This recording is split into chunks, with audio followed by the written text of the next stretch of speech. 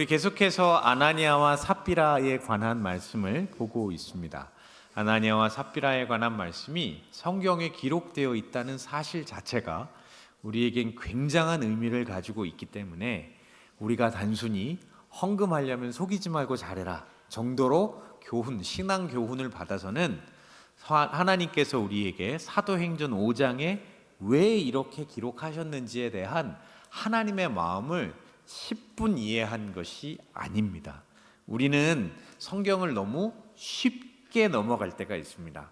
성경이 기록된 것에 대해서 어떤 사람은 이렇게 이야기합니다. 아무 정신없이 내가 손을 댔더니 손이 움직여져서 성경이 기록되었다. 여기 아멘 하시면 큰일 나는 거예요. 자, 이건 아멘 하시면 안 됩니다. 성경이 이렇게 기록되지 않았습니다. 성경이 이렇게 기록되지 않았습니다. 또 어떤 사람은 아니야, 성경은 잘 보면 사람이 그냥 자기 딴에 기록한 것도 있고 잘 보면 그게 또 그네들끼리 이야기한 게 또 기록된 것도 있고 이렇게 해서 성경엔 하나님의 말씀이 있고 아닌 게 있을 거야 라고 합리적인 의심을 가지고 성경을 기록했다고 보기도 합니다. 아멘 하시면 안 돼요, 아직까지. 자, 그리고 마지막으로 이게 중요한 건데요. 성경을 기록할 때는 하나님께서 그 사람을 사용하셔서 그 사람의 지식, 능력, 지혜, 심지어는 문체, 글을 쓰는 방식까지 사용하셔서 그래서 성경을 기록하셨다. 그래서 성경에는 구약 39권, 신약 27권이 있지만 그래서 모세 오경은 마치 사실만 하나씩 적시하는 것처럼 기록했고 꾸미는 말이 별로 없이 법전 기록하듯이 기록했고 또 어떤 것은 역사 기록하듯이 기록했고 어떤 것은 노래하는 것처럼 시편이나 그리고 또 아가서나 이런 것들은 노래하듯이 기록되어 있다. 그리고 어떤 것은 선지자가 썼는데 선지자가 농부이기도 하고 선지자가 왕과 같이 살았던 왕궁에 살았던 사람이기도 하고 해서 다양한 종류, 다양한 사람으로 하나님의 말씀을 드러내게 하셨다라고 하는 것이 바로 우리가 믿는 성경 기록 방식입니다. 그렇지, 여기서 아멘 하셔야지. 자, 이게 이제 성경 기록 방식인 거예요. 이게 다르게 가면 이제 문제가 심각해지죠. 자, 그렇다면 하나님은 그렇게 성경을 기록하는 사람을 사용하셔서 하나님의 말씀을 남겨놓으셨는데 그러면 그 하나님의 말씀이 단순하겠는가? 우리가 생각하는 것처럼 내 딴에 단순하겠는가? 이거죠. 예를 들면 이런 거예요. 나란 말씀이 둥기게 달아. 이게 뭐예요? 세종대왕께서 한글을 창제한 이유를 기록한 거잖아요. 나란 말이 둥기게 달아. 중국과 달라서 나란 말로 삼았디 아니할세. 이게 무슨 소리예요? 우리나라 말로 쓸 수가 없다 이 말이잖아요. 그러니까 한글을 창제했다 이 말이잖아요. 자, 여기서 이걸 전문적으로 배운 사람이야 쉽게 풀리지만 안 풀리나 모르는 사람들은 초등학생 아이 딱 앉혀놓고 나란 말씀이 둥기게 달아 이거 한글이야 해서 잘 알겠지? 그럼 애가 뭐라 그래요? 도대체 무슨 소리라는 거야? 하고 쳐다볼 거예요. 그죠? 그것처럼 성경도 성경을 읽는 사람의 관점에 따라서 다르게 해석할 여지가 아주 많이 있는 거죠. 그러니 누가 필요해요? 그렇죠. 그러니까 내가 있는 거예요. 그러니까 너와 같이 성경을 가르쳐주는 성경 선생이 있어야 하는 거예요. 제가 잘났다 그러는 게 아니고요. 그러라고 여기 있는 사람이라 이 말이죠. 자, 목사님들이나 교육자들은 가르칠 교자를 써서 가르친다는 이야기를 하는 겁니다. 목사할 때 사자는 무슨 사자예요? 사기꾼 할 때 사자가 아니라고 사자는 가르친다라는 즉 스승사자를 쓰는 거예요. 목사. 자, 그래서 무언가를 가르칠 때 성경을 잘 가르치는 사람이 목사여야 하는 겁니다. 이해하셨죠? 그래서 저는 금요일만은 성경을 잘 가르쳐 보려고 애를 쓰는 겁니다. 그래서 때로는 여러분의 마음을 힘들게 할 수도 있겠죠. 그럼 어떻게 해? 성경이 그렇다는데. 그런데 때로는 좀 이해가 안 가는 부분이 있는데요. 저랑 하루 이틀 살 거 아니니까 그냥 넘어가세요. 다음에 또 언젠가 할 거예요. 언젠가 할 거니까 그냥 그런가 보다 하고 어디 적어 놓으시고 넘어가시면 되겠습니다. 오늘 말씀은 아나니아와 삽비라에 관련된 헌상인데 세 번째 시간입니다. 세 번째 시간. 여기서 우리는 먼저 생각하고 넘어갈 것이 있습니다. 그것은 뭐냐면 하나님의 형벌입니다. 하나님의 형벌. 하나님의 형벌이 뭐예요?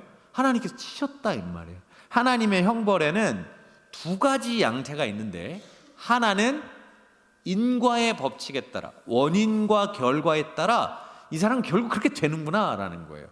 성경에 나와요. 성경에 잠언 10장 4절에 보면 손을 게으르게 놀리는 자는 가난하게 되고 손이 부지런한 자는 부하게 되느니라. 자, 이게 뭐지요? 게으른 사람은 가난하는 거고 부지런하게 사는 사람은 부유하게 된다. 이게 인과의 법칙이에요. 이 땅을 살아가는 사람들 인생에게 있어서는 이런 작동 원리가 돌아간다는 거죠. 이거에 따라서 하나님의 형벌을 받는 거죠. 게으르가 있으면 어떻게 돼요? 가난하게 된다라고 이야기하고 있는 거예요. 물론 가난하게 된 게 다 게을렀다라고 할 수는 없지만 게으르면 그렇게 될 가능성, 그렇게 된다라고 성경은 분명하게 밝히고 있는 것입니다. 자, 인과의 법칙에 맡겨서 이 땅에서 그 결과를 받아들이도록 하는 것이 이 첫 번째 하나님의 형벌이 이야기하는 인과의 법칙에 따른 형벌입니다. 이를 통해서 인생은 주의하면서 배우고, 중요한 것은 반대로 하면, 즉 어떻게 해요?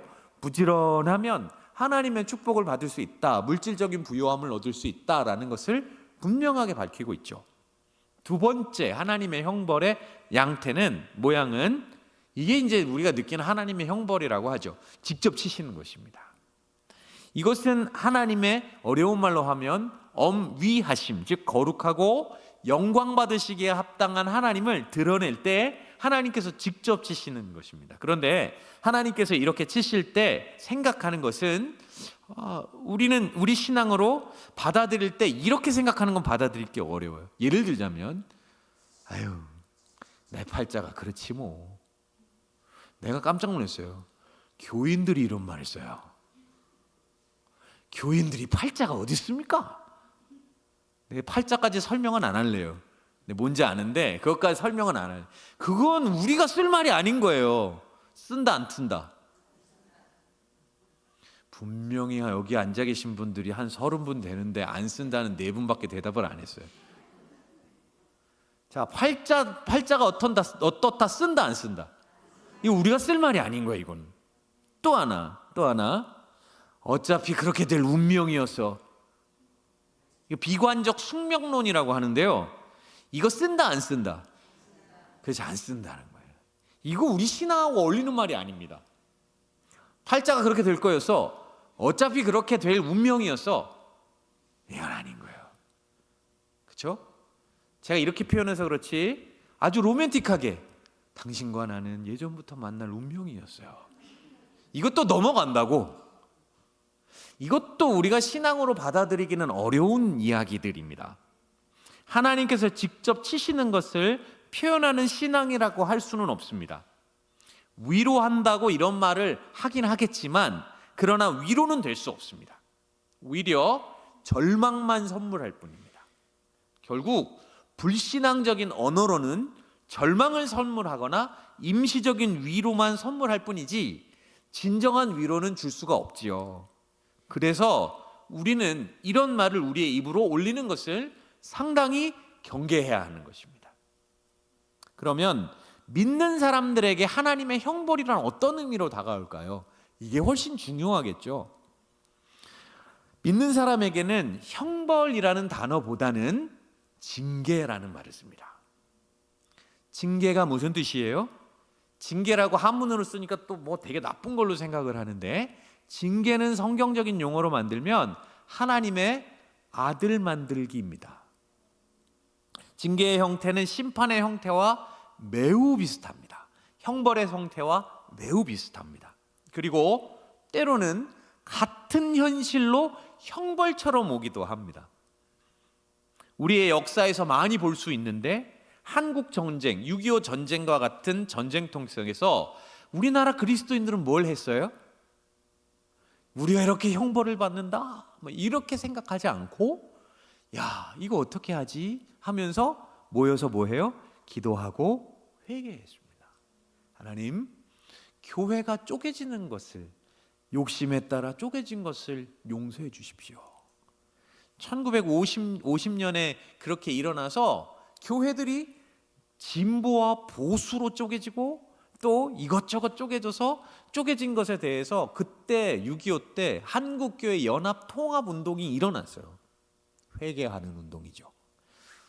왜 이 전쟁이, 이 재앙이 일어났는가를 생각하면서 회개의 기도를 한 후에 하나님의 징계 뒤에 준비하시는 하나님의 위로하심과 안아주심을 있음을 알고 기도했습니다. 이게 징계예요. 분명 믿지 않는 사람이나 믿는 사람이나 똑같이 한국 전쟁 6.25 동란을 다 겪었음에도 불구하고 믿는 사람들은 모여서 기도했습니다. 예를 들면 이런 겁니다. 자녀들을 징계하면 매를 듭니다. 그러면 매를 들고 그만큼 꼭 해야 하는 과정이 하나 있습니다. 뭐가 있어요? 매 든 다음 꼭 해야 되는 과정. 객관식 1번 더 세게 매를 든다. 2번 벌을 세운다. 답이 있습니까? 없습니까? 없어요. 3번 안아준다. 안아주는 거지. 매를 대면 안아준다. 자, 그런 거죠. 그러면 자녀는 두 가지를 느낍니다.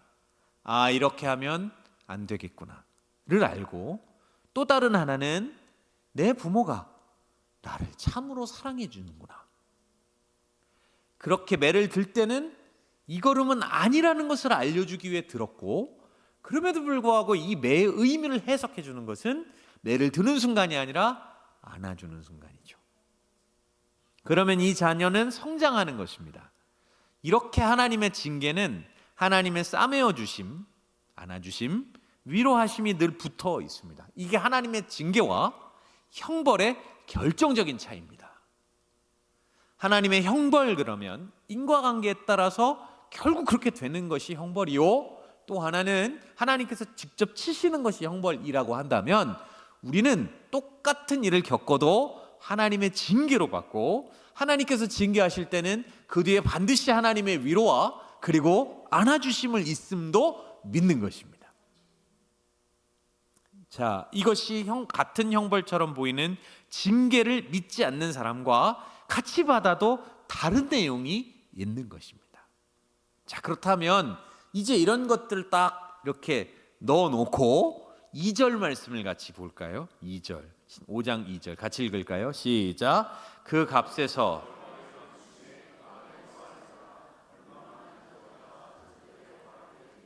아나니아와 삽비라의 사건 장소가 나와 있습니다.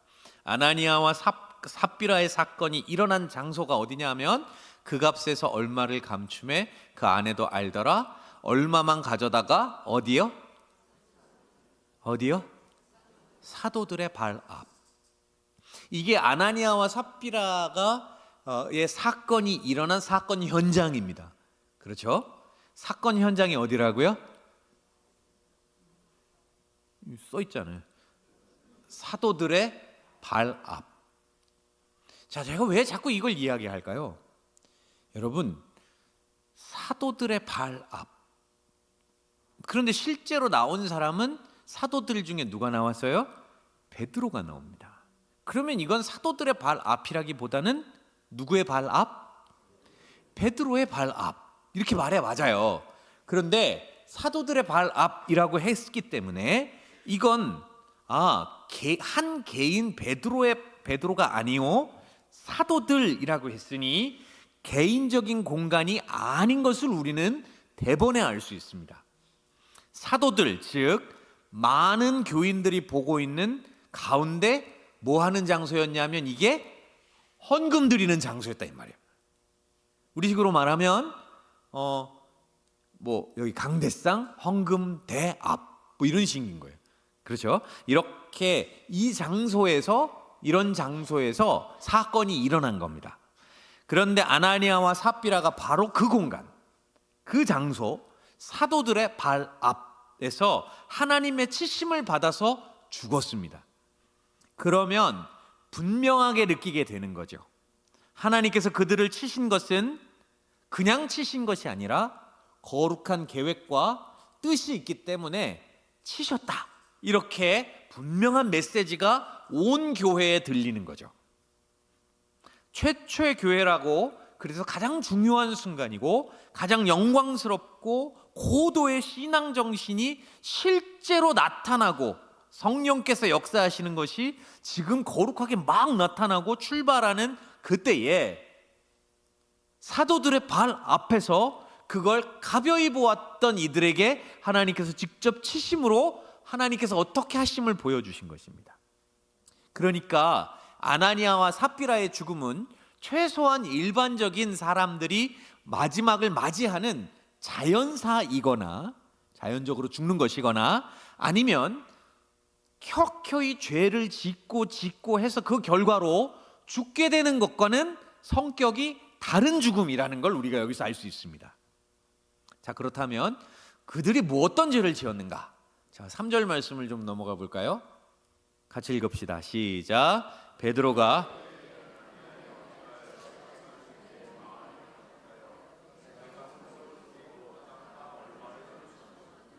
3절에는요 3가지가 나옵니다. 3가지가. 첫째, 베드로가 이르되 아나니아의 어째 사탄이 내 마음에 가득하여. 이게 첫 번째입니다. 사탄이 가득한 겁니다. 잘 생각해 보세요. 그 당시 초대교회 성도들은 사탄이 가득했습니까? 다른 이거 이렇게 얘기하면 답이 나오는데 다른 분이 가득했습니까? 성령이 충만했다 이 말이에요. 그렇잖아요. 성령과 지혜가 충만하여 칭찬받는 사람 7을 택하라 이렇게 나오잖아요. 7지사를 뽑을 때. 그러니까 원래 여기 나올 때는 뭐가 충만해야 돼요? 성령이 충만해야 돼요. 그런데 성령 충만하지가 않았다는 거죠. 사탄이 충만한 거죠. 사탄이 가득한 겁니다. 성령이 가득해야 하는데 이 성령이 가득하다고 하는 것은 무슨 일을 하든지 내 생각과 맞다고 생각할지라도 하나님의 말씀과 그분의 마음을 헤아려서 점검해보고 순종하려고 하면서 인도함을 받는 상태를 굳이 말하자면 성령 충만한 상태가 드러나는 것입니다. 그러니까 지금 하나도 안 맞는 거예요. 하나도. 먼저는 사탄이 충만했어요. 사탄이 가득하고 이 첫 번째 죄예요. 두 번째는 내가 성령을 속이고. 자, 그런데 이게요, 성경을 읽다 보면 말이 안 되는데 기록된 말씀들이 있어요. 말이 안 되는데 기록된 말씀. 그게 뭘까요? 예를 들자면 하나님께서 후회하셨더라. 하나님 후회하시는 게 말이 됩니까?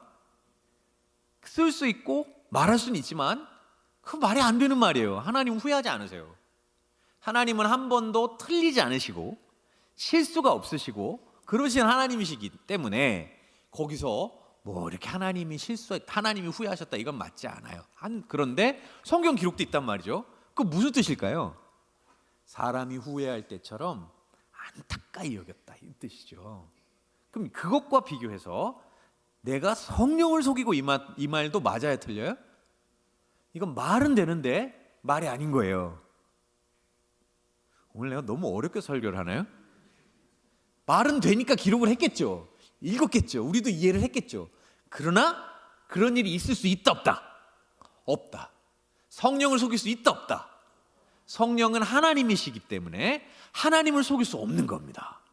하나님을 속였다는 말 자체가 이상한 거죠. 자, 이 말은 뭘 이야기하냐 하면 바로 하나님을 만홀히 가벼이 여겼다는 의미입니다. 하나님을 사람처럼 속일 수 있다고 생각하고 성령을 사람처럼 속일 수 있다고 여겨서 그렇게 해서 성령을 속였다는 말을 쓰는 거죠. 이것이 아나니아와 삽비라의 두 번째 죄입니다. 세 번째는 그 다음 뭐예요? 땅값 얼마를 감추었다. 자, 이것은 두 번째 죄와 통하는 건데 뭐냐면 하나님을 만홀히 여기니까 땅을 판 것에 얼마를 감추고 전부라고 속였다는 것을 말합니다. 즉 감추었다라는 거죠.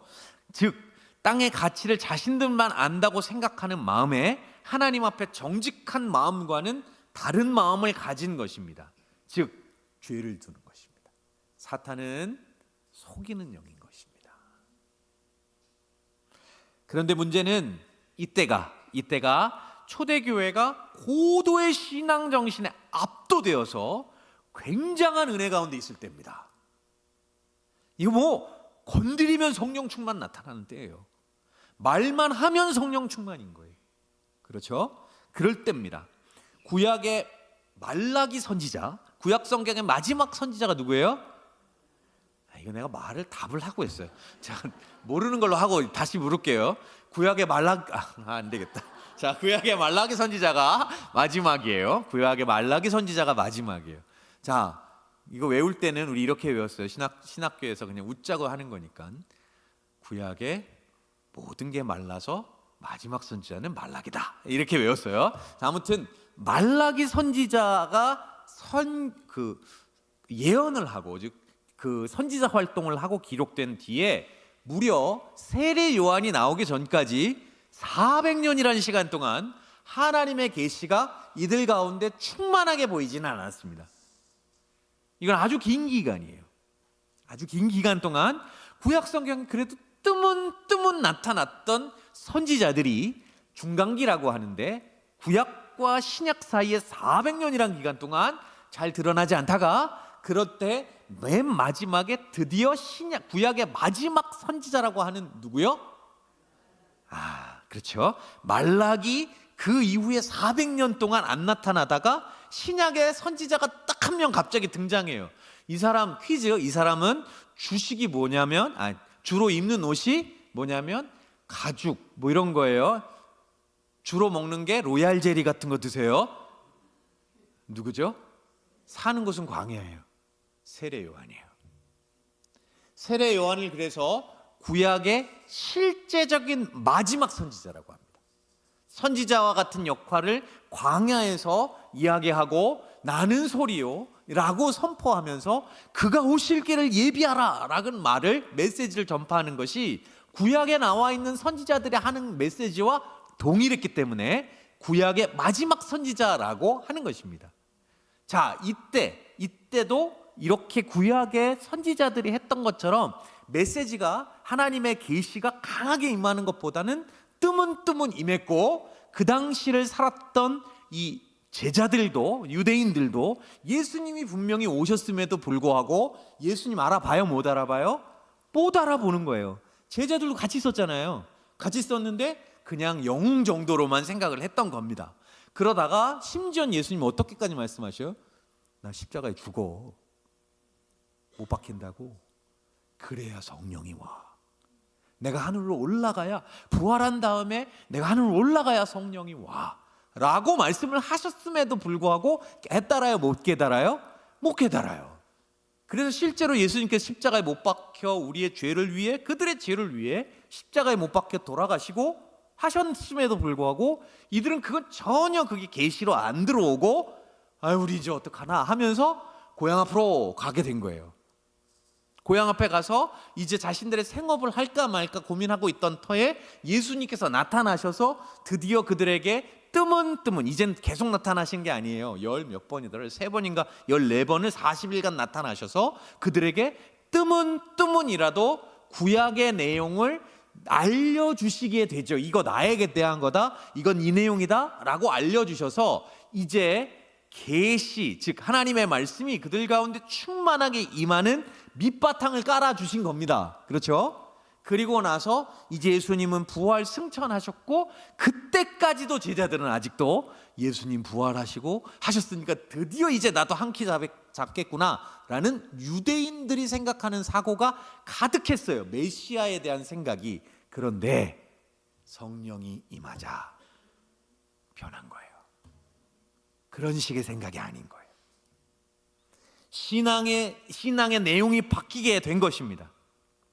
이제 이렇게 메시아, 즉 그리스도에 대한 생각이 바뀌어서 베드로 사도와 그리고 사도 바울 그리고 많은 사도들이 설교한 내용을 요약해 보자면 세 가지 정도의 아주 중요한 사실, 변화된 사실을 이야기합니다. 구약에 또 유대인들에게는 나타나지 않는 거예요. 첫 번째 뭐냐면 나사렛에서 나신 예수가 구주, 구원하실 주님이시다라는 거예요. 두 번째는 그분이 부활하셨다는 거예요. 유대인들은 숨기기 바빴어요.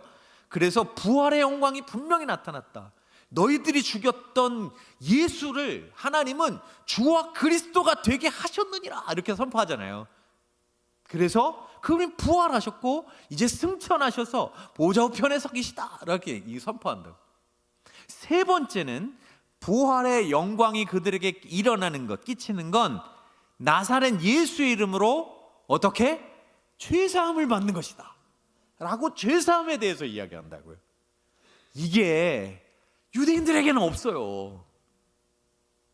이제 하나님의 계시가 충만하게 일어나서 구원의 역사가 성령으로 통하여서 막 나타나고 있는 이 순간인 거예요. 엄청난 변화요. 변화라고 말하기보다는 대전환입니다. 이전까지 이런 내용 없습니다. 이전까지 뜨문뜨문 보였지만 이런 내용 잘 드러나지 아니었죠. 그저 영웅 하나 나오는 걸 기대하던 그들이었는데, 그런데 그런 분이 예루살렘이 아닌 나사렛 출신으로 나시고 그분이 구주시고 부활하셨는데 이게 다 드러나서 그분을 믿는 자마다 구원을 얻게 된다는 거예요. 이것이 얼마나 엄청났는지 그 당시 초대교회 교인들은 투철한 사명감을 가지게 되었습니다. 내가 이 예수를 믿고 살아야 되는구나. 이게 생겼죠. 그래서 그들은 일정한 장소에 모였고 밭과 집을 다 팔아서 전능하신 하나님의 손에 부활하신 예수 그리스도의 그 손 안에 두자고 한 것입니다. 그게 어디예요? 사도들의 발 앞이라고. 그러니 그 사도들의 발 앞이 얼마나 거룩한 곳이에요. 사도들의 발 앞이 얼마나 놀라운 곳이에요. 대전환을 해서 성도들이 내가 이제 주를 위해서 이것들 다 드립니다 했던 그 거룩한 곳인데, 그곳에 감히 아나니아와 삽비라가 성령을 속이고 사탄이 가득한 마음으로 성령을 속이고 땅값 한 것 얼마를 속인 뒤에 거기다 갖다 놓은 것입니다. 하나님께서 치시는 게 마땅한 거예요. 하나님께서 치시지 않는 게 이상한 거예요. 성령이 충만하고 거룩이 충만한 그때에 그들이 거기를 가벼이 여기고 나왔으니 당연히 하나님의 성령이 드러나는 것입니다. 이것이 무엇이지요? 하나님께서 직접 임하시고 통치하시는 것이 드러나는 순간인 겁니다. 그래서 초대교회는 오늘 5장 11절 띄워줄 수 있어요? 5장 11절 같이 한번 읽읍시다. 시작. 온 교회와, 그렇습니다. 온 교회와 이 일을 듣는 사람들이 다 크게 두려워하니라. 여기에 아나니아와 삽비라의 사건이 가지는 의미가 있는 것입니다. 하나님께서 직접 통치하시고 임재하시는 것이 드러났고, 초대교회는 두 가지 사실을 통해서 하나님께서 직접 임하시고 통치하시는 것을 봅니다. 첫 번째는 유무상통이요, 가진 자가 자신의 것을 가지고 내 것이라 하지 않고 서로 나누는 것이요. 또 하나는 바로 아나니아와 삽비라의 죽음입니다. 여기서 우리가 분명히 알아야 할 사실이 하나 있습니다.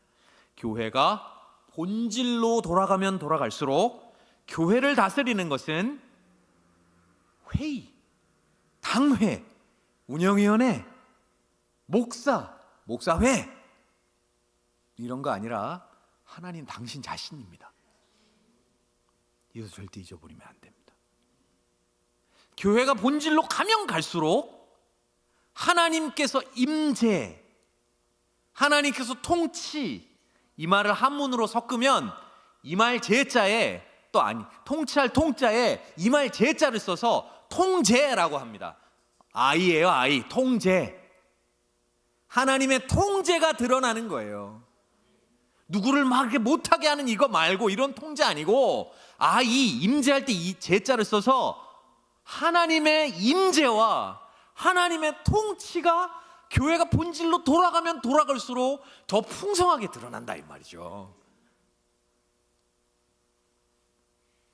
그런데 유무상통하고 아나니아와 삽비라의 죽음 이 두 가지 사실을 통해서 우리는 이 하나님의 통제를 역력하게 보는 것입니다. 당시 예루살렘 중심으로 제사를 드리는 유대인들에게서는 볼 수 없는 일이죠. 예루살렘 성전에 올라가서 예배드리겠다 했던 이들에게는 도저히 알 수 없는 일인 것입니다. 볼 수 있나요? 뭐 나타났나요? 없어요. 그냥 제수용품 시장이 있을 정도니까 그런 곳에 하나님께서 임하셔서 통치하는 것이 더 이상했던 겁니다. 그런데 하나님께서 이 초대교회는 통제하셨습니다. 임재하여 통치하셨습니다. 그래서 이 사건들을 통해 그저 좋은 교회였구나 정도로 끝나면 안 되는 겁니다. 역사적으로 유무상통 따라 하려다가 망한 사람 많이 있습니다. 공산주의라고 하죠. 얼마나 좋아요. 그 생각 자체가. 하지만 결국 하나님의 통제하심이 없으면 그것도 인간의 능력으로 안 되는 것이다. 이걸 역사에서 증명했습니다. 우리 교회가 이런 것을 구해야 하지 않겠습니까? 하나님께서 임재하시길.